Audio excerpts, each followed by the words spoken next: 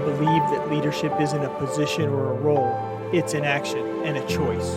I believe that leadership can be learned. I believe that great leaders emerge from adversity. I believe that Happy Valley is full of great leaders. These are their stories. Welcome to the Penn State Leaders Podcast. Today we've got Eugene McFeely. So Eugene, welcome to the Penn State Leaders Podcast. It's great to have you. So tell us a little bit about you, what your role is at Penn State and how you got to Penn State. Sure. So I'll start with, I'm a Penn Stater. So I graduated here in 1989, was part of the Air Force ROTC program, and served 27 years in the United States Air Force. And my final assignment here was actually to come back to Penn State to teach and to run the Air Force ROTC detachment. And while I was kind of finishing out my assignment here, an opportunity came available at the university. And my current role, I'm the Senior Director of Veterans Affairs and Services at Penn State. And my job is to be the ombudsman for the military and veteran community at Penn State, and to collaborate and coordinate efforts that we have with respect to programming and servicing for our military and veteran students. That's great. And our backgrounds are pretty similar, just to let people know. So about the time that you graduated, I was coming to Penn State as an ROTC cadet, and I spent 14 years in the Air Force. So, and like you came back to the alma mater. So yeah, some good parallels there. So Eugene, as you think about your leadership journey, tell me a little bit about the people who influenced you the most and kind of made you into the leader that you are today. Yeah, sure. So for me, leadership is a human endeavor. So there's a lot of different facets, I think, that go into it. And what it comes down to is it really starts at home. It starts as a child, because, foundationally, to be able to kind of, look at leadership, it's about yourself. You have to master yourself and lead yourself before you can lead others. And that journey starts at home. It starts with your family and your parents, teaching you values and ethics, and then the character traits that you kind of build from that.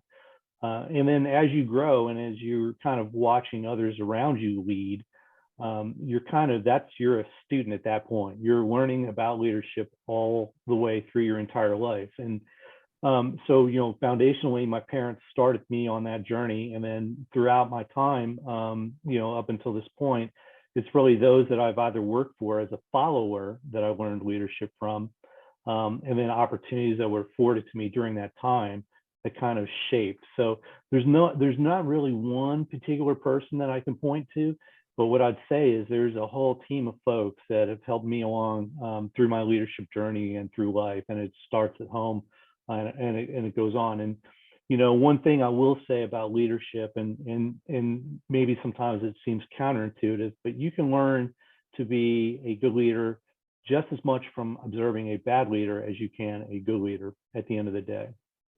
Yeah, absolutely. I've seen that, and I've heard that from others, even on this podcast, to talk about learning from all types of leaders. Was there anything that, as you were growing up, that you began to, because it's one thing to watch people and imitate them, but it's another to think about from a leadership perspective? I mean, do you remember when you started thinking of yourself as a leader and you were watching people for how they led versus just kind of how they were as human beings?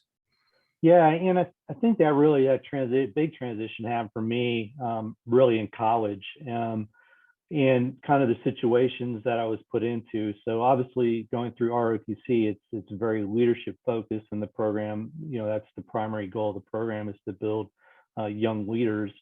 But it's really, when you're put in a position, it's actually before you're even put into a position of responsibility, right?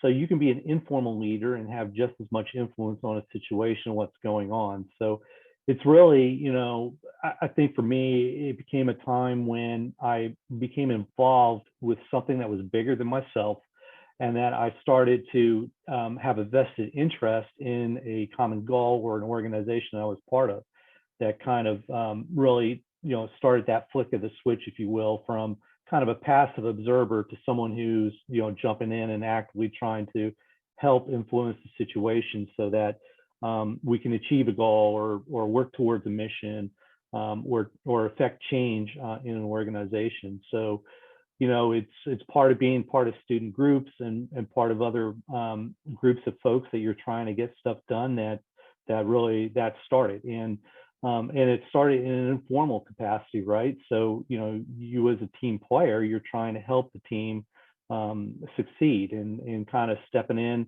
where it was needed, maybe not where people were necessarily looking for me to step in, but kind of stepping in at those key times to kind of help the leader achieve the team goal was kind of the first piece of that process. And then, of course, as you start doing things like that, as you start being that informal leader, it's noticed within the organization or within the team, and then you're asked to step in formally in different capacities to kind of work towards that. And and a key piece of that too, and leadership, and I think I'm sure previous folks that on the podcast probably mentioned this, mentorship is extremely important, right? And so it's someone that's in the organization or in the team that jumps in and it says, hey, this young fellow has, or this young lady has potential, and kind of puts you in situations where you have to lead, and then help start to grow you as a leader. So it's really, it's being part of something bigger than yourself and wanting to make sure that initiative succeeds. That really kind of is the point where you flick the switch from a casual observer to the active participant in the leadership game, in my opinion. Yeah. I think about, in Air Force RTC, they have this concept of a leadership laboratory. Like one of your classes is a lab, right? And so you think about, well, a leadership lab, like I have a chem lab and I have a physics lab, but what is a leadership lab? But it's doing exactly what you talk about, is taking people who are maybe have never been put in a formal leadership role, putting you in that environment, in a structured environment, to deal with those situations and get feedback. So people who maybe were informal leaders, or we see some talent there and we want to bring them forward in a kind of safe environment. And that's kind of what that whole ROTC program is about, and the whole idea of a leadership laboratory. Yeah, and the brilliance of it is it's because it's a lab, it's no harm, no foul, right? So, Right. Step out of your comfort zone, try something different, and see where it takes you. Yeah. Do it when there aren't lives on the line, because someday there may Exactly. be, right? Yep, exactly.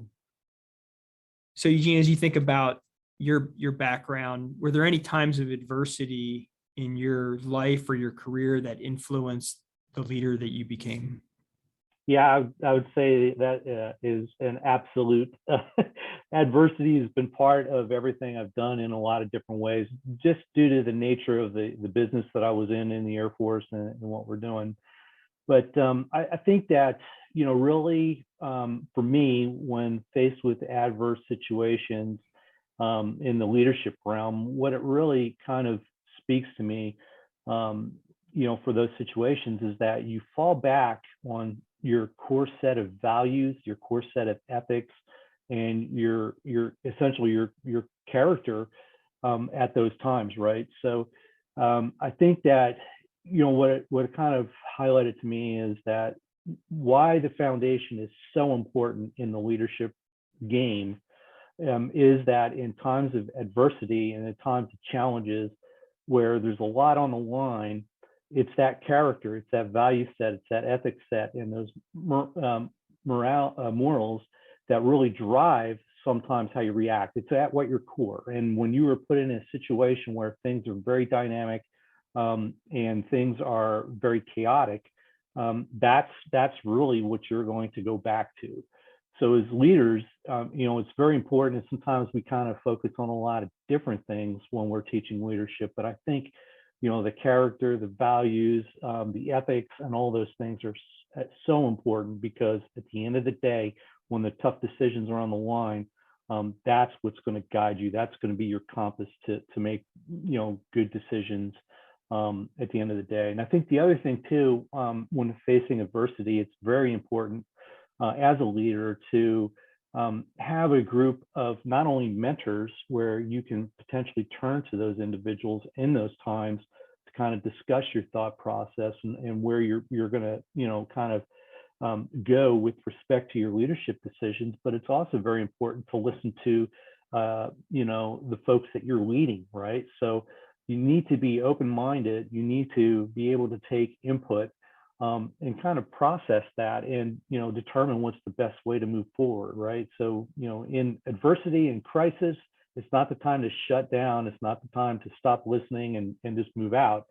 It's probably the time to start listening a little more and then be able to then transition to make those big decisions during those time frames. So really it comes back to core and keeping an open mind when you're leading in those situations. Yeah, that's great advice about listening more in time of crisis. So Yeah, true. because it's counterintuitive, because because usually in the crisis, time is of the essence. So, you're concerned that you don't have the time to listen, but you actually do if you really think about it. Can you think of any specific examples from your career of adversity and kind of how you led through that? Yeah, so there's a couple. There's a few. One's personnel oriented, and the other kind of vignette is actually an operational type thing when I was in the military. But I think that what you'll find, or at least for me, the most challenging things leadership wise were personnel issues, right? And we had a situation in an organization where we had an individual who was very popular among their peers, but yet they were very cancerous for the organization. And what I'm getting at is that they weren't aligned with the unit's objectives and kind of started a very bad vibe or a situation in the unit. And kind of how do you work around dealing with that? And it was a pretty good leadership challenge. And to put it all in the context too, we were also in combat at the time, so there's a lot going on. So kind of navigating that piece took a lot of finesse, and took a lot of kind of skill to figure out how to work that, to remove that individual from the situation, so we could focus on what was important at the time, which was the mission, because lives were on the line, and kind of working through it. And I think the big thing there was kind of to build a co-op of individuals that you can rely on within your organization to kind of silence the negative impact of the one individual. And then once you kind of get everyone refocused on the important things, the mission, the things that we need to concentrate on now, then remove that individual from the organization and put them aside. And it's unfortunate. I think that almost any organization, you're going to maybe have someone who's not aligned with the mission. And as a leader, as you try to align them, if they will not align with what needs to be done for the good of the organization, there's a certain time that you have to now cut that individual off from the organization. And that is never an easy thing to do, because it could result in things like firings or career impacts or things like that. But as long as you give the individual the opportunity to move forward with the organization in the direction the organization needs to go, give them that opportunity. And if they don't take that opportunity, you need to make tough calls. And that's what it comes down to. And then the other piece was that, one of my deployments, we were in a situation where the base took fire, and we ended up having the base on fire, and most of our structures were wooden. So that came down to, we had a significant crisis and trying to figure out how to kind of maximize our resources. And I think the leadership lesson that came out of that was not only the listen piece, but look at all of your resources, and as far as the problems that you're facing, and this is stuff that's really out of the box sometimes, that is not intuitive. And the situation that we were faced with is that in Afghanistan we had a limited water supply. So if you have a fire and you're trying to put out that fire with water, there may be a time that you run out of water, and that's the situation we were faced with. And so it's just listening to your team of experts and letting them do their jobs without micromanaging. And then when the out-of-the-box solution comes up, such as, hey, we've got these huge sewage storage tanks over here, why don't we pump those empty and use that to douse the fire? That's the route we went. So out-of-the-box thinking, trusting your experts, and kind of managing the situation. So yeah, Those are two really good stories. The first one, the thing that came to mind as I listened was the importance of informal leadership, right? And so here's someone not in the chain of command who's having influence over the whole organization, right? And Yeah. that influence can be for good or bad, right? We talk about leadership always in a positive way, but there's been plenty of leaders who have used their abilities to influence others in a very negative way, right? So Yeah. I think that's a good lesson in that. And then I love the second story about listening to your people, creative solutions, trusting them, having that communication. To your point, it's counterintuitive. I think especially in the military, there's people maybe from the outside who think, oh, well, the leader makes decisions and they give orders and things happen and everyone just follows along. And no, to your point, leadership's a human endeavor. Military is a human organization, and all the things that apply to humans apply everywhere. People want to be heard. They want to have input. They have expertise. They don't want to be micromanaged. And you come up with better solutions that way. So great stories. Yeah. So Eugene, as you think about, you've done a lot of teaching of leadership, right? Being, here at Penn State and leading the ROTC organization. If people wanted to tap into some of your knowledge about leadership, how do you keep up in leadership? Leadership is kind of an ongoing journey of learning. Books you would recommend, or podcasts, or activities, or what kind of things do you do, or would you recommend to people who want to dive more into leadership? Yeah, I think really it can be a multi pronged approach to kind of staying fresh as a leader. I would say the two most important things that rise to the surface for me are, the mentorship piece and, reading. There's all kinds of ways you can go out there, and if you kind of do a search of leadership, you'll find that most of the leadership writing is done by psychologists of all things, right? It's a human endeavor, so psychology has a huge part in this. So you can get outside of your zone and kind of read some of those type of articles out there, and there's a lot of scholarly work on that. But kind of where I kind of read is I read about other leaders out there. So one book that I've read that kind of resonated with me as a military individual was Once an Eagle by Anton Meyer. And it kind of talks about two different leaders: charismatic leader who is kind of has a strong moral compass, and then the leader who has maybe not such a strong moral compass and is more about advancement and things like that. And I found from the leadership perspective on reading, I rather read about individuals who have been through different situations and done it, rather than a cookbook of, hey, this is leadership 101. So you really, you get the experientialized version of leadership, and that's kind of where I focus it. And kind of what's sitting on my nightstand now, and I've got to crack open, is Call Sign Chaos. It's about General Mattis. And I also have a book that a friend gave me about George Marshall, who was a phenomenal leader, General George Marshall. So, I would recommend that maybe grabbing some of that stuff to read. And then the other piece too is the mentor piece, right? So if you're a leader and don't have a mentor, find a mentor. And a mentor can either be a peer, it can be someone who's in your leadership channels as far as a supervisor, or sometimes it can be a follower if it's someone that you have that kind of relationship with. But I would recommend that grab a mentor and someone that you can talk about with, and it's talking about, hey, this is the situation I faced the other day, and these are the kind of things that I was thinking about, and this is the direction I went. What do you think? And then you can kind of bounce that off of someone else to get a different perspective of maybe some decisions you made as a leader and the direction you want, and maybe get some insight into different ways that other people might have handled this situation.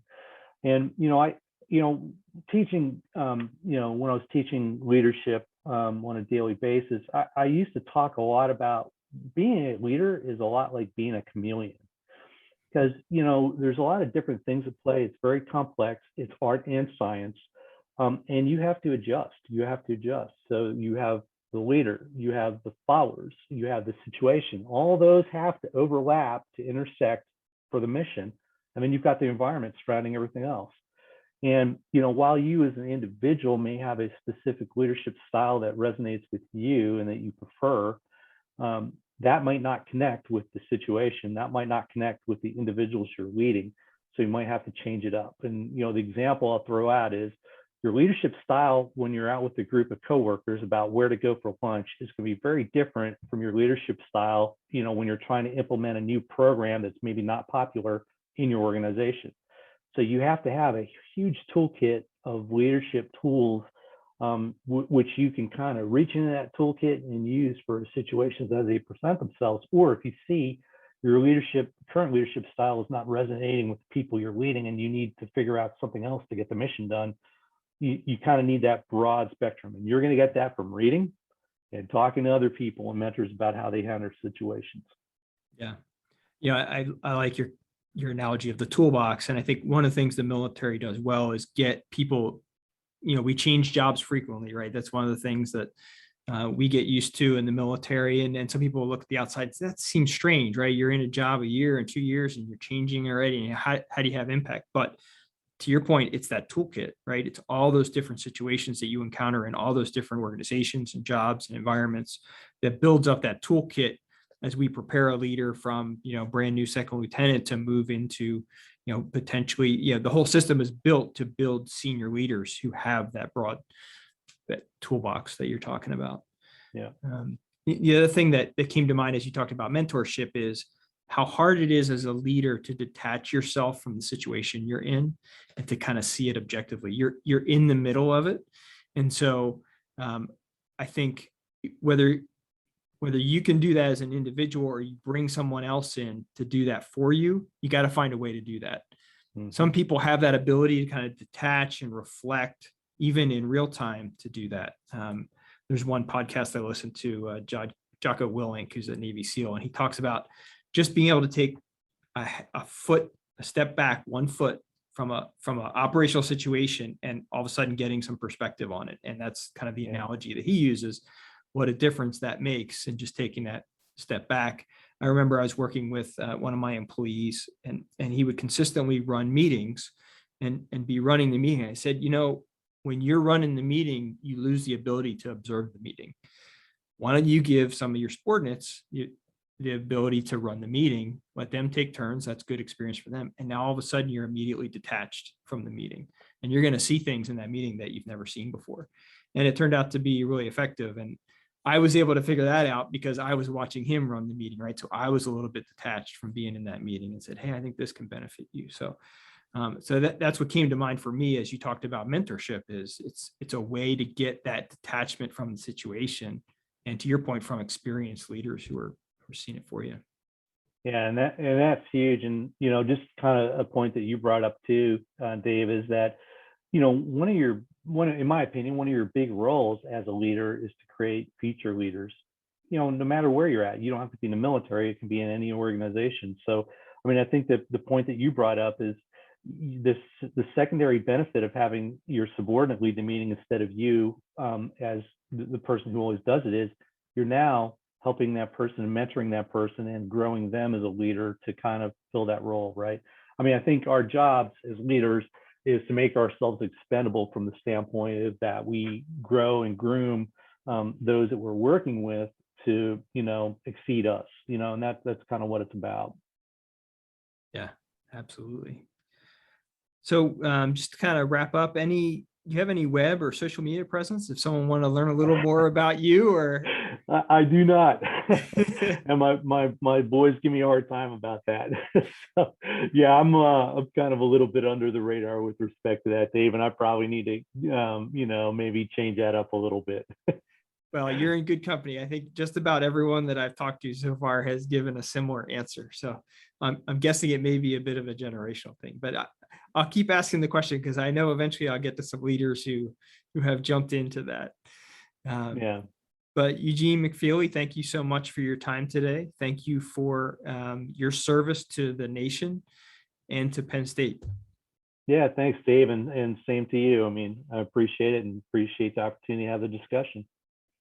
So Eugene, one of the things that I run into being a former military person working in higher education, and inevitably this will come up in every interview for someone who's coming out of the military and moving into a civilian environment is, boy, it seems like the military is really different than, in our case, higher education. Can you talk a little bit about some of the similarities and differences that you see between the leadership within the military environment versus higher education? Sure. I mean, I think, at the end of the day, a big difference between the military side and higher ed comes down to kind of the structures a little bit. And from the perspective of what I've observed in higher ed is that there's a much greater want and need for consensus a lot of the times when it comes down to some of the decisions that are being made. And really, I think at the end of the day, the big difference there is just the time factor. So, in the service, in the military, sometimes we don't have the luxury of time, and to get the level of consensus that higher ed often seeks and gets is not possible with the situations that we run into. And the other piece too is that I would say that the university, kind of is a more flat organization compared to the service. We're very hierarchical as far as structure, and and that drives a lot of different things within the leadership realm at the end of the day. But when it comes down to it, the basics are always still there, right? The leaders that we encounter in the military and higher ed still have some kind of foundational base for their character, values, and ethics, and are making decisions with people in mind. And that's kind of how it works. And I think really, when it comes down to it, is probably the big difference is the organizational structure and the time that we have to execute what we're doing. And that kind of drives the difference. And I think that, it was kind of an unusual situation, kind of stepping in that from the military, but one that was easily adaptable because now you're getting more voices to bear light on what the issue or problem is. So. Yeah, absolutely. I've seen that. Although, there's a part of that getting people aligned that has to happen in the military, because as human beings, even if we're trained to follow orders, there's a natural maybe resistance to something that happens. Even if I don't articulate it to my boss, I've kind of got it internally that I'm not sure I understand why we're doing this. And so, I think one of the things that I think I've learned is that, that taking time to explain why is just a human thing, that even in the military, even if you say, hey, we're going to do this, and everyone says, yep, boss, got it, we're going to do this, probably still worth explaining why. That's going to help you in the long run. Yeah, absolutely. And then, sometimes part of the challenge in the military is that the why is classified at levels where we can't articulate it, but it's still important for a leader to build trust with the organization and at least acknowledge the fact and go, look, I can't tell you exactly why, but you have to trust in the fact that what we're doing is important and will get us to our end goal and help us accomplish the mission.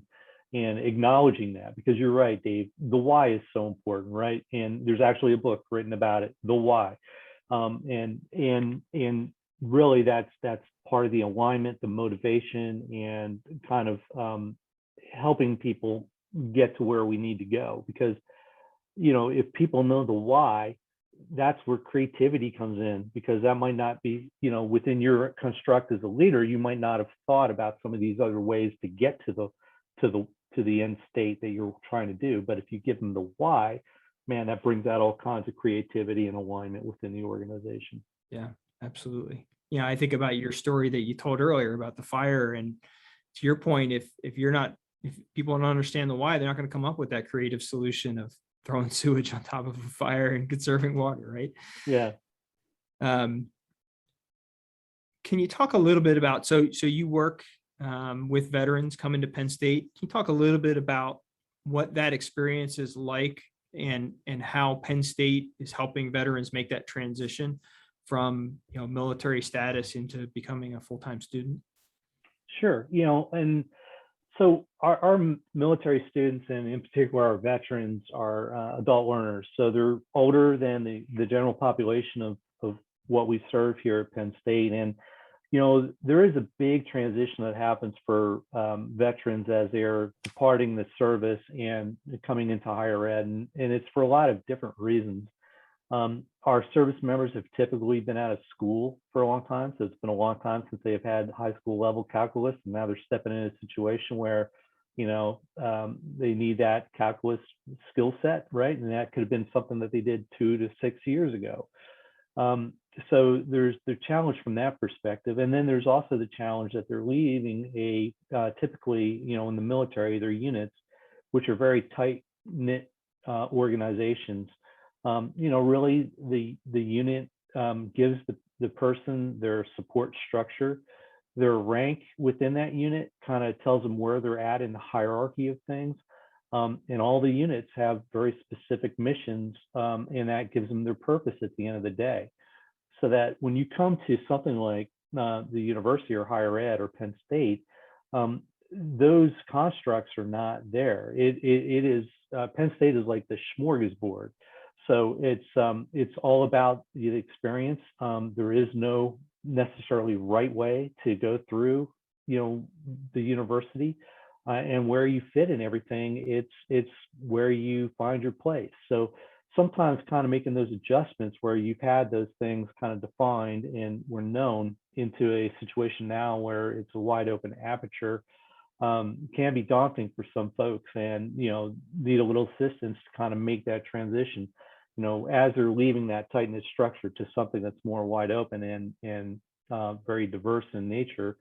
How do you make those transitions? And then that coupled with the academic piece, and then that also coupled with the where they're at in their lives. So some of our students are married, some of our students have kids, some of our students have other responsibilities as they're stepping out of the military and now moving into higher ed. So they're worried about a lot of other things in addition to taking that 16 to 18 credit course load and having calculus and all those other things.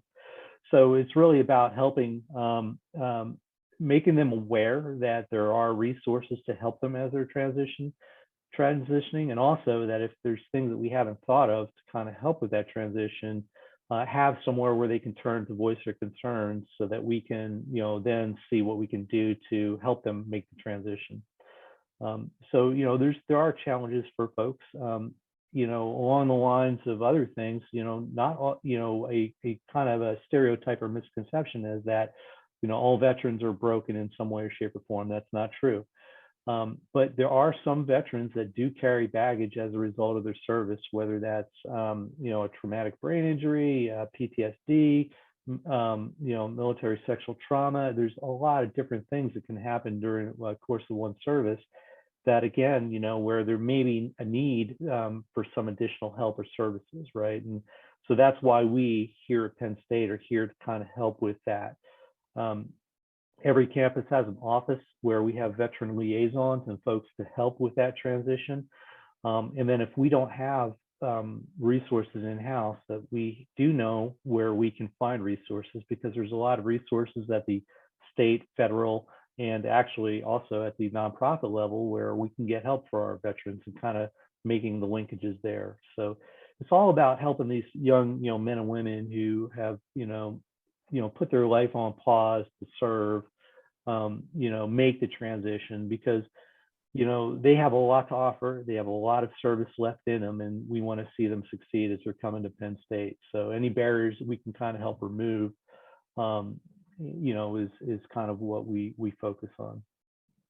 It's wonderful. Penn State's got a long history of supporting its veterans, sending students off to wars, to welcoming, the post-World War II generation, and now today the generation of the global war on terror as they come in. Can you talk a little bit about what's unique about what Penn State has that frankly you have built? Give you a little opportunity to brag about what kind of makes Penn State unique about how it supports its veterans.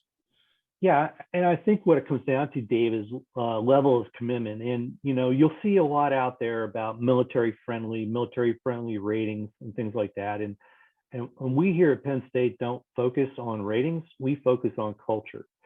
So anything that we can do to make our culture and environment here at the university more welcoming and more accommodating to military and student veterans is what we focus on at the end of the day. That starts from everything from looking at the policies that we have here at Penn State that affect students. So, Penn State, Pennsylvania is, I think I think it's the third or fourth largest National Guard in the United States. So we have guardsmen and women that are on our campuses, not only as faculty and staff, but as students. So how do we help those folks succeed when they get a short notice deployment order that they're going to be going to Afghanistan for a year and they only found out, a few weeks ago? So, what are our policies for allowing a student to either military withdraw or to maybe drop a portion of their classes in order to, and to continue their studies while deployed? So it's kind of looking at those policies and, putting policies in place that help facilitate these students on their educational journey. So it's working through things like that. Also, it's all about, the programming and services that we provide on campus. So I talked a little bit about, kind of making those linkages between services for the students and, what we can do to help them. So it's about providing folks that kind of help them with that connection. We help also with the GI Bill at all of all our schools, and any other military benefit that pays or helps subsidize or pay for tuition. We make sure that we have processes in place so those students can take advantage of those benefits. And then at the end of the day, we do a lot of other things. So we here at University Park, we have a student sponsor program where all inbound students who are veterans get a call from a student veteran saying, "Hey, welcome to Penn State. And, here's the good places to live. Here's the things to do. Don't buy all your books before you go to the first class because the professor might change what's on the syllabus." All that kind of good gouge that's out there to kind of help with the transition. So we have kind of innovative programming like that we put in place. And things that we're looking towards in the future. We're here at the University Park campus in our Student Veteran Center, which we just opened just a little over a year and a half ago. We're going to have a facility dog in here. So what that's all about is that it's a tool that we're going to use to kind of break down some of the feeling of separation or distance between our student veterans and people who are counseling here in the office. So it's a way to break the ice. It's a way to kind of build bonds around something like this. And it's innovative. It's not every school has a facility dog, but it's a really cool way to kind of achieve some of the things that we're trying to do here. And we're also looking at programming to help our student veterans start their transition before they even show up at Penn State. And what that is we're in the process of kind of looking at and building a summer bridge program where, now we can, if someone knows that they want to come to Penn State or, transition into college, that we can maybe start getting some of the transition out of the way, maybe offer some of that jumpstart on calculus or college level writing or whatever it happens to be before they even show up on campus, so that when they do come to campus, they've got that out of the way already. So there's just a lot of different things that, we're always kind of looking around at our peer institutions to see what they're doing. And if there's something that we feel that that would be really, great and helpful to our students, we kind of adopt that. And if not, we look at other kind of cutting edge or innovative programming to see what we can do to better help and facilitate transition to college for our military members. Yeah, that's great. I've seen some of those programs, got the opportunity to participate a little bit. It's so impressive, and the people, the veterans, are so impressive themselves, helping them out. One of the things you mentioned early on was the level of commitment at Penn State, and one thing I noticed is starting at President Barron's level, his dedication to supporting our veterans is serious, right? Both in what he says and more importantly, what he does and what he funds. Yeah, Dr. Barron, I would say, is the lead veteran advocate on campus, even though that's my job. Dr. Barron, no doubt, has been phenomenal in supporting the military and veteran community and making sure that we're taking care of of those who have served, and that's it. It's all about the culture. And one of the things that we do as well that folks may not be aware of is that we have a military appreciation week that we put on. It's usually closely aligned to Veterans Day each year, but as part of that, we have a series of events that are a week long from guest speakers and different things. And then it usually culminates in a military appreciation football game where we have a program called Seats for Service Members, where we give out, somewhere in the order of magnitude of 7,000 free tickets to currently serving veterans, Gold Star families, and the military's families. And it's a great opportunity for them to come and watch a game. And we also put on a tailgate at the Bryce Jordan Center prior to the game that's usually postured to serve up to 10,000 people. So, again, it's just the level of commitment that this institution puts forward, and because we see the importance of supporting this community of folks who have served, not because we owe them anything, it's because they're an important part and a very valuable resource to our country, and that we need to kind of help, where we can with that, right? It's about empowering those individuals to continue to serve in a different capacity now. And I can tell you that while I was deployed to Afghanistan, my family, before I even came back to Penn State, had the opportunity to come up here for a football game for military appreciation. And it was great. I mean, what a great break for families to take their mind off of being separated for a loved one for one day. And that is really huge to military families and greatly appreciated. And I'm very grateful that my family was benefited from that, and I'm very grateful that I'm now able to kind of continue to help with that endeavor in my new capacity here in the university. Yeah. The ties to Penn State, as you know, run very, very deep, right? Yeah. And so do ties to military, multi-generational, and people who are really proud of their service, like they're proud to be a Penn Stater. So it's so cool to bring those two together, those two kind of passions. So one last question, and you've worked with the latest generation, right? From your time in the military to ROTC, and now seeing veterans come in. And obviously there's a lot that's the same from year to year, from generation to generation, but where are you seeing some differences? And I'm not asking this question to knock the youngest generation. That not my intent behind the question at all. Because some people, if you ask that, they're thinking you're asking them to criticize the younger generation. And it's not my thought at all. But what's different for them? What's different in what they have experienced and how they've grown up, and that you feel is unique about the current generation? Yeah, I think really the younger generation, if I was to put my finger on a single thing that is, I would say, vastly different, is they're more free thinkers. And what I'm getting at is that, I think that my generation, we grew up in a more structured environment from the standpoint of how we were raised and expectations of society and things of that nature. And that over time has changed, where the aperture on that has blown wide open, and there's a lot of focus on the individual nowadays than there was in the past. In the past, I think we were raised with it's more important for the collective and supporting the collective. And from a perspective of the younger generation, I mean, there's both good and bad that comes with that, right? Because part of the challenge is now we have to, have folks understand that they need to set aside themselves as an individual for the greater good of an organization or a greater cause that we're working towards.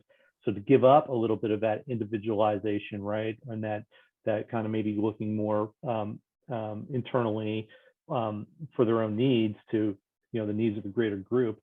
But at the same note, it is really kind of open it up where we've got a lot of folks that are thinking outside of the box in a lot of different ways, a lot of exciting ways. And I'll tell you one thing too, I think this younger group of folks are very passionate about different causes. And, you see it here on campus with Thon and different things like that, and kind of with a lot of the social justice efforts that are going on, that there's a lot of very passionate students that are pushing the envelope in a lot of different ways to affect change. And and that's not bad. That's not bad at all.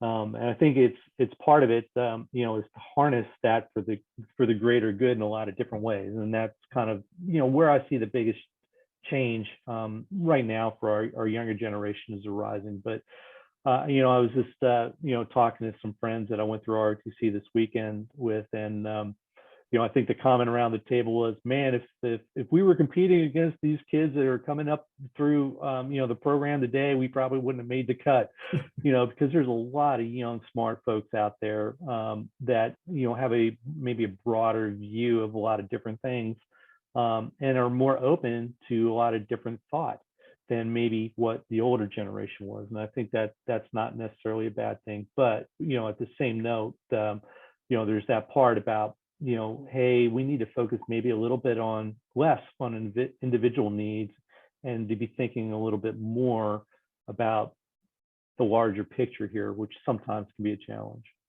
Yeah, that's great. And I think, to your point, there's every generation or sets of generations have certain characteristics to them.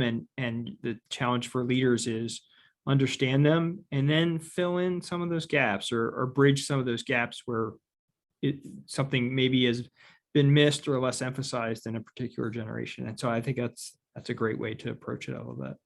Yeah, and from the leadership perspective, Dave, just to kind of feed off of what you said, it's about utilizing your resources, right? So, you as a leader need to kind of understand that there is a cultural shift or a change, or there's, different talents that the younger group of folks that are part of your organization are bringing in. So how do you leverage that to, accelerate your organization and to help it succeed, right? And it's all about figuring out how to best use those resources at the end of the day, as well as kind of help those young folks understand your organizational culture and how you would like them to kind of, interact with that organization at the end of the day. Yeah, absolutely. Well, again, Eugene McFeely, really enjoyed the conversation. Thank you for joining us on the Penn State Leaders Podcast. Yeah, thanks, Dave. I appreciate the opportunity, and take care and have a good day. Thank you for listening to the Happy Valley Leaders Podcast. If you enjoyed this episode, subscribe on Apple Podcasts, Google Podcasts, or Spotify. Give us a review and share us with others. You can follow us on Twitter at HV Leader Podcast and on YouTube at Happy Valley Leaders Podcast. Remember, leadership is an action and a choice, so go be a leader.